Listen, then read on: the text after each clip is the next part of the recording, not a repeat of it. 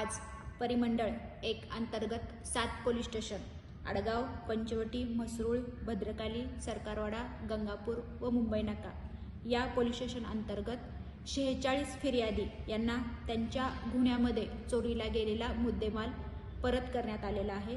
सदर मुद्देमालाची ही किंमत 82,37,726 रुपये अशी आहे।